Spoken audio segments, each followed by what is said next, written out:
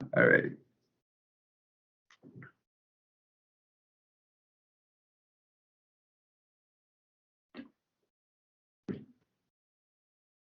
All right, I think we're good, Yella. Hi, everyone. Welcome to the session HIFIS Myth Busting Show and Tell.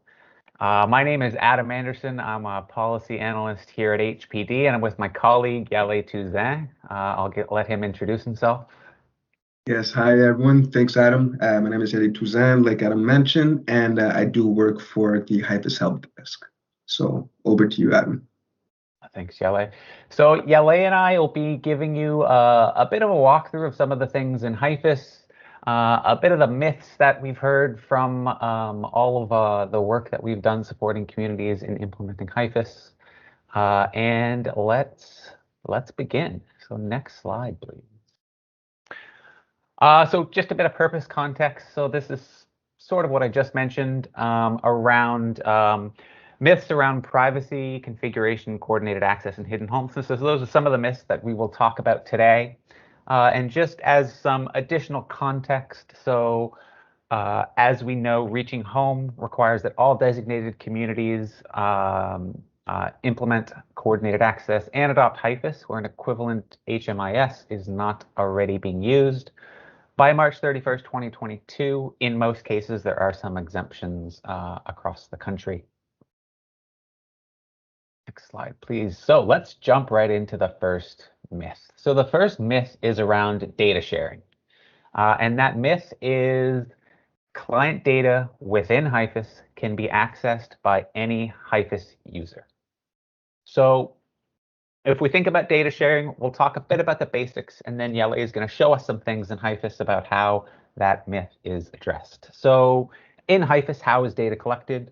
So a client's consent is what permits the service provider with the ability to enter client's data into HIFIS. So this typically takes the form of a signed consent form developed by the community entity and its service providers. And in general, a client consent form should be developed with considerations in order to properly inform the client on what data is being collected, why the data is being collected, and how it will be used. And when it comes to collecting and sharing personal information, one important thing to note is that consent isn't implied or retroactive. So this means that if a client withdraws their consent, the information collected prior to the withdrawal does remain in the system. But more importantly, around how data is shared amongst communities. So it's important to note that HIFIS, that data in your HIFIS license, your HIFIS version, stays within your community. So for example, a HIFIS in Ottawa doesn't have the ability to access a HIFIS in Halifax or vice versa. And community entities discuss with their service providers what types of data points are considered important for their communities. So HIFIS does allow for the community to set mandatory data fields, and Yale will show us that in a second. So these are data fields that must be entered when using certain modules in HIFIS.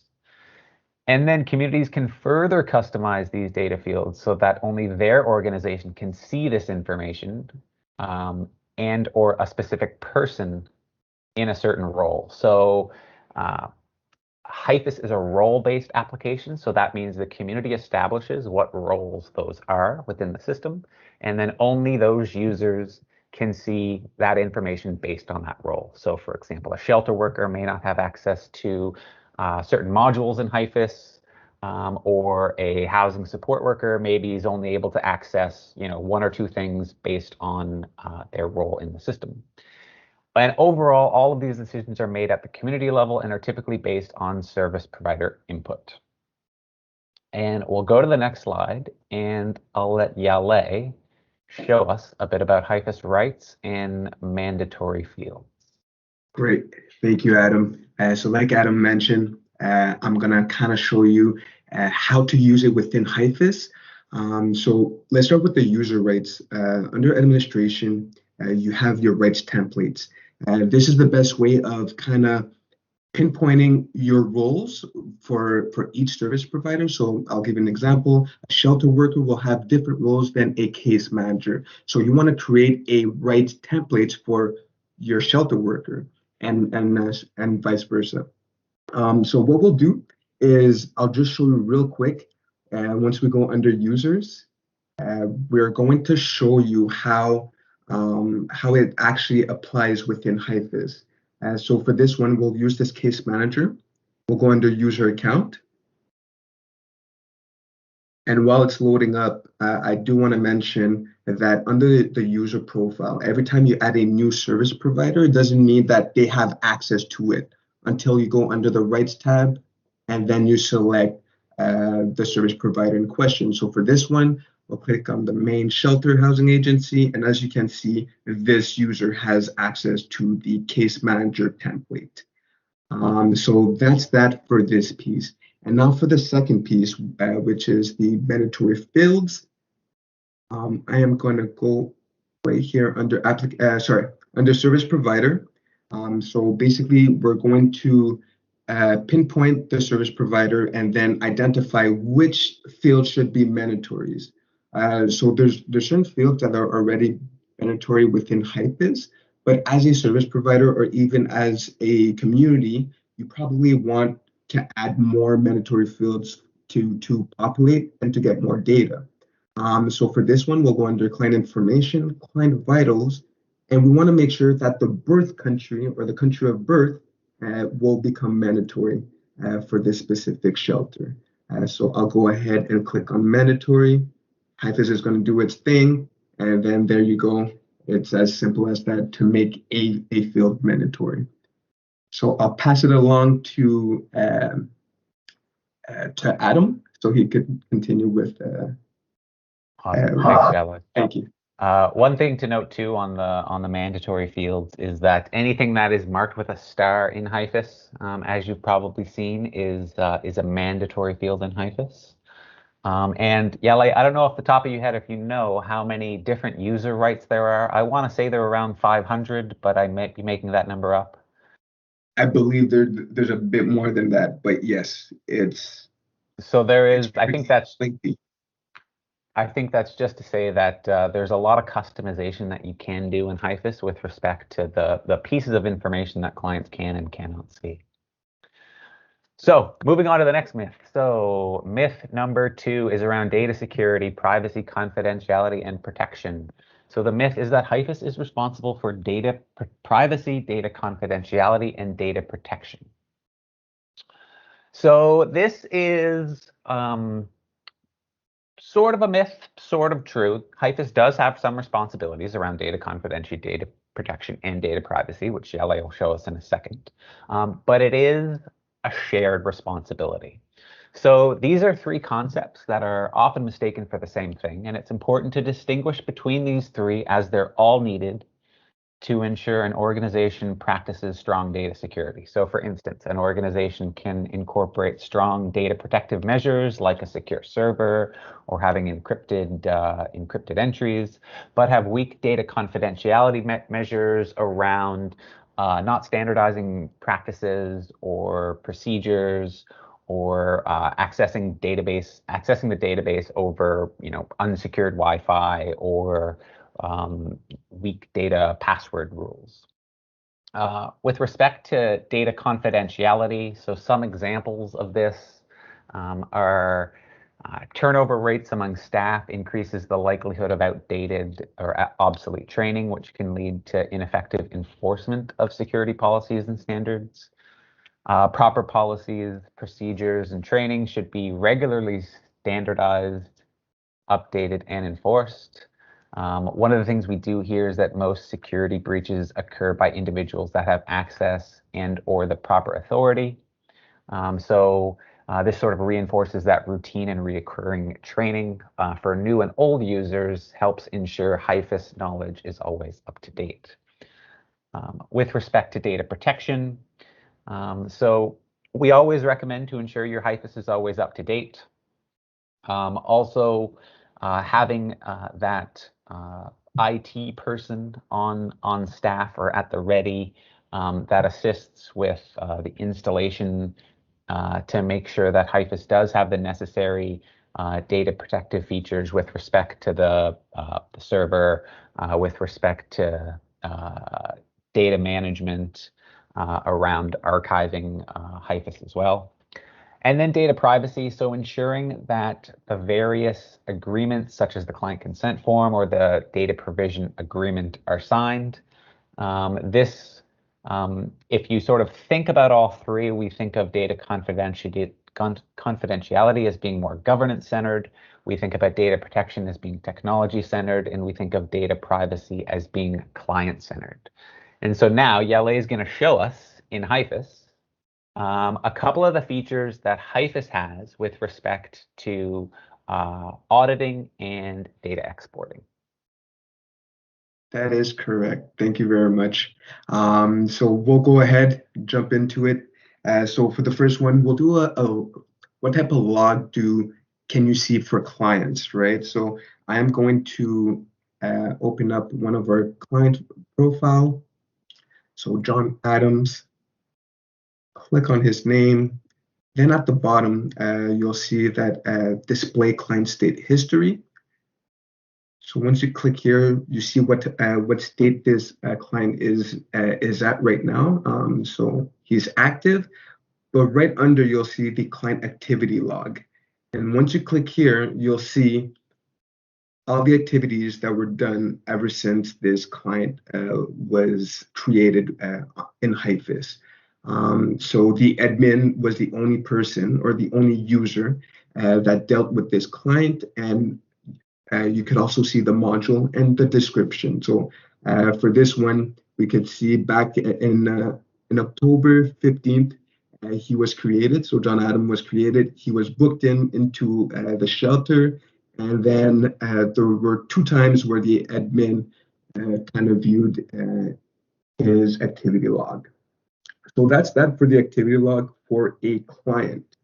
Now, there might be a lot of questions as well as is there a way to have a report on the audit log? So if ever there's a user that went into different clients' profile, well, I want to know what did this user did under which module and which action did this user perform. So what I'm going to do is I am going to show it to you right here. So I went under reports, report manager, and under the audit log, I am going to click on run report. And as a backup, I've opened it right here. And the reason why is because it's the afternoon, it's a bit slow. So I do have it open here. And what you can do is kind of, there's categories, and those categories are the different types of service providers within this HIFIS install. So under the drop-in center, you can see there's more than a handful of users that worked. And for this instance, we're going to use the case manager as the user, and you could see all of the activities that this user has done for the past 2 years. So that's that for the audit. So it's pretty lengthy, and it gives you a good enough information of what the users have been doing. And now for the data export. If you go under administration, data export, there's a lot of questions of what type of data that Reaching Home are receiving. And whenever you go under the data export, before you export it to Reaching Home, you can do a view of what type of information is being sent and what do we see at Reaching Home. So like I've mentioned right here, so you can preview, and then after you can send that information. So we'll do a preview together. So for the name, this is how we kind of identify the client's name, right? So just an example for this one, we know that this person right here is the family head. And right under, we could see that's most likely a dependent, right? Because the family head is this client right here. And then it also breaks down in admissions, turnaways, and so on and so forth. So with that said, Adam, I don't know if there's anything that I probably missed, but once you're satisfied with the data, then you could go ahead and send it off to Reaching Home. Thanks, Yele. So yeah, this just sort of demonstrates what all the data fields that we get in from the data provision agreement. The annex lists all the data fields.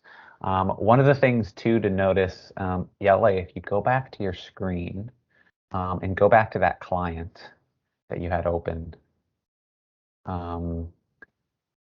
there is right under their photo, there's a little sort of icon that has uh, client activity log. So that's sort of a shortcut that if you have the rights to see the client activity log, you can click right there and get to that same screen that Yele showed you.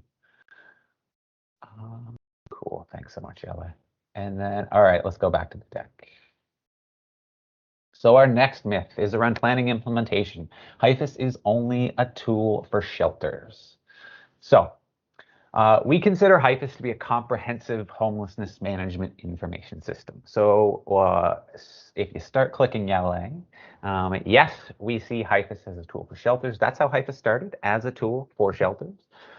But through the years of enhancements, through the years of improvements, HIFIS has also grown to be a tool for housing providers through the housing placements feature and housing loss prevention, as a tool for coordinated access, which LA is going to talk about in a second, as a tool for day centers in its functionalities around group activities, tracking participation in events, as a tool for outreach providers, being able to track goods and services that clients receive on the street, and as a tool for case management through the case management module, being able to track goals for clients and each subsequent session to help that client reach that goal. So HIFIS really is a comprehensive data collection and case management system designed to support the overall day-to-day operations of a shelter provider. Yes, it does shelters, but it also does so much more. So now Yale is going to show you a bit about HIFIS as a tool for coordinated access, because our latest major release, HIFIS version 4.0.59, focused a lot on coordinated access and introduced the coordinated access module, which now allows HIFIS to be able to automatically generate a unique identifier list / by name list. Great, thank you, Adam. So we'll go ahead and jump straight to coordinated access. And like Adam mentioned, it's one of the biggest module that has been added to HIFIS. So this is more of a prioritization tool, right? It can be used for that. And at the same time, for a client to be on this list, number one, would need to have a coordinated access consent. They would have to be active within the system. And number three, their housing type would have to be homeless, right? So just by looking at this, we have 45 entries. And what we've done is there's different ways of filtering out to kind of prioritize certain clients, right? So we have the filter options. You can also use the print option in the sense that you can select what you want printed on your piece of paper, or you could also do an export without the names or with the names. And due to real estate, we only see few columns, but there's way more that HIFIS kind of looks back at in order for a client to be on this list. So I'll go ahead and we'll play around with this module. So number one, we had 45 people on that list, so we're going to trim it down. So what I'm trying to look at is for veteran, so someone that has a veteran status, and someone that's over the age of or 65 and plus, right? So I'll go ahead and click on yes for both of them. Click on apply filters. Once that is done, you just scroll up, you close this, and now HIFIS is working. So while we're waiting, hopefully this list will be trimmed down to less than 45, just so I can show you how it works. And as you can see here, then yes, we do have 5 out of those 45 entries that we originally have. And then from there, you could also, use filter them out by example, days since last activity, and then it's going to give you a new order. Adam, with that said, is there something else you wanted to add for coordinated access? No, I think you made all the points. I'll reinforce Yele's comment about real estate. So if Yele did click on export to Excel, what you'd see is all of the options from all of those filter options that we picked, all of the options that you see visible on the screen, and a lot more options around the ability to filter on more topics. So things like number of days homeless over the past 1 year, number of the days homeless over the past 3 years, various other prioritization factors as well. But yeah, no, Yele, I think that's a good teaser of the coordinated access module. Yes. Do we have more time, or is Let's go on to the last myth. last myth? Sounds good. Let's do that. So this last myth is around data collection. So this myth is HIFIS can't collect information on hidden homelessness. So this myth is going to be less of me telling and more of Yale showing. And so Yale is going to show us one key thing in housing history, which allows us to keep track of clients who have a housing history that is corresponds with hidden homelessness. There's also to say that goods and services can keep track of activities for clients that you might be dealing with who are experiencing hidden homelessness, and the same can be applied for case management, whether you set a goal or a session around supporting clients who may be experiencing hidden homelessness. So Yale, why don't you show us what drop-down options are available for entering a client's housing history with respect to hidden homelessness? Sounds good. So we're going to go ahead under housing placement. Actually, why don't you just show us in the client Itself. profile how you can add a housing history for a client who Yeah, we'll do. And you know what? We'll use the same client as well.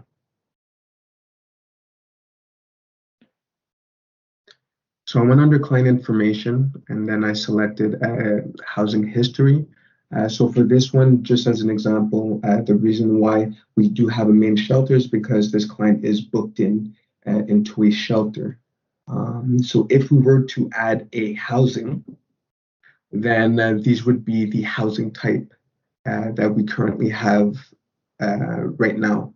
And what's nice about HIFIS is you can create new lookup values under the housing type if ever there's one of these that doesn't really reflect the type of housing type that you may have in your community.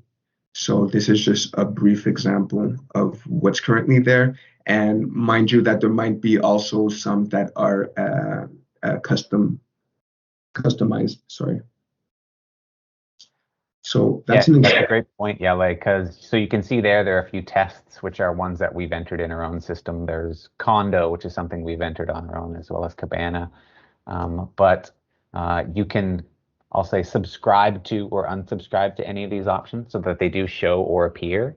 But you will notice one says couch surfing. So why don't we make an entry of couch surfing from before this client was staying in a shelter? Right. Sounds good. And just for this example, I'll just enter all the mandatories.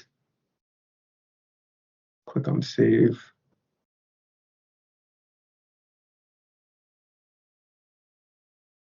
And there you go. We have a new record. So this would show that a client has experienced hidden homelessness during their homelessness experience. That's correct. Do we jump into goods and services? I think Yale will call it and open it up for questions. Okay. So quick thank you from both myself and Yale for listening to us, and hopefully we do have some time for Q&A. Thanks so Great. much. Thank you very much, Adam.